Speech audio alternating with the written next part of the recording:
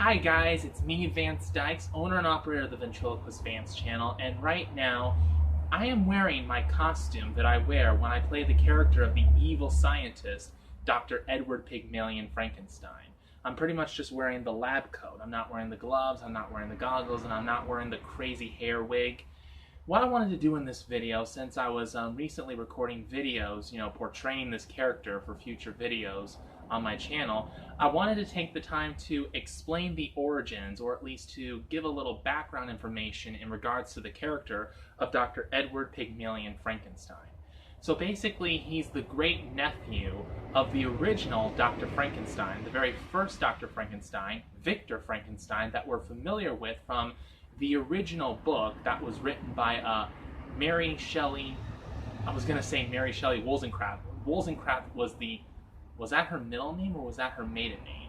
But basically her name is Mary Shelley, and she is the writer of the original Frankenstein story, and which is where we get, the inspiration for the Universal Studios monsters films that we are familiar with today, like Frankenstein, Bride of Frankenstein, Son of Frankenstein, and so on and so forth.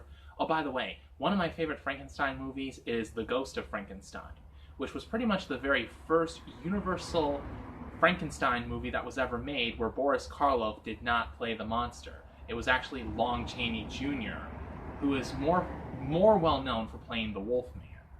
But this was I think it was the first and only time that Lon Chaney Jr. ever played Frankenstein's monster in the Frankenstein film. And like I said, I think it was probably the only time he ever played the monster.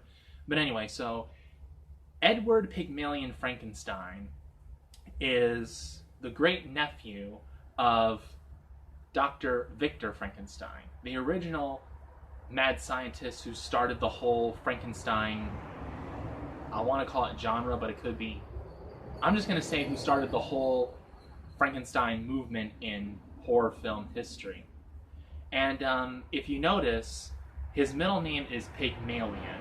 And those of us who are familiar with Greek mythology, we are familiar with the story of Pygmalion, who was a sculptor who lived in ancient Greece.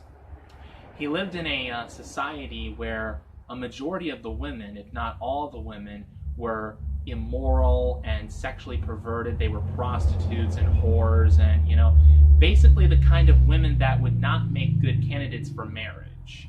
So Pygmalion was very frustrated with all this, and what he decided to do was he decided to use his sculpting talents to sculpt a statue of the perfect woman for himself.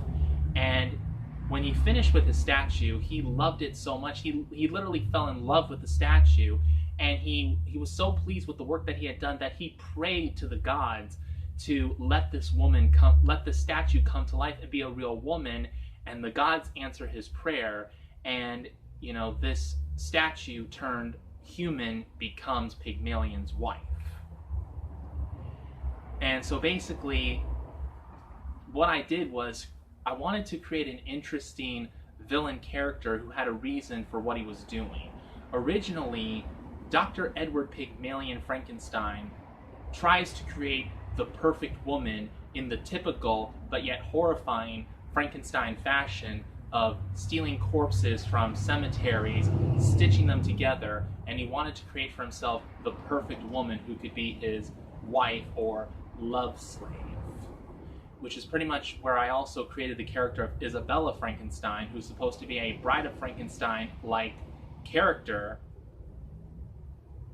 and she eventually learns, after she's brought to life by Dr. Edward Pygmalion Frankenstein, she starts to learn a little bit about herself. She starts to learn that Dr. Frankenstein is a madman and wants to use her for his own perverted games, and she runs away, and Dr. Edward Pygmalion Frankenstein goes after her, tries to get her back, and after all of his attempts fail, what he decides to do is he decides to build his own society made of, Frankenstein monsters. So there's more Frankenstein creatures that Dr. Edward Pygmalion Frankenstein creates, in which I hope in the near future I'll be able to show you guys in future videos as I portray this evil character. And another thing about Edward Pygmalion Frankenstein is he is a male chauvinist, and he has primitive ideas in regards to women, that they're supposed to be like master cooks and great lovers in the bedroom and that that's all they're good for. And, you know, he looks around, he sees the society, he sees how independent and liberal women are nowadays in the 21st century.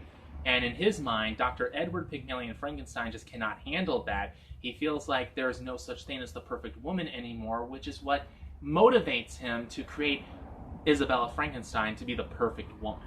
But unfortunately for him, she learns to be an independent and liberated female herself, and that's why Edward Pygmalion Frankenstein tries to create his own Frankenstein society, where, in a manner of speaking, he's pretty much trying to create his own world. He's trying to take over the world by means of creating an army of Frankenstein creatures. So, I'm just as excited about this as I hope you guys are as I tell the story about one of my evil characters in my videos.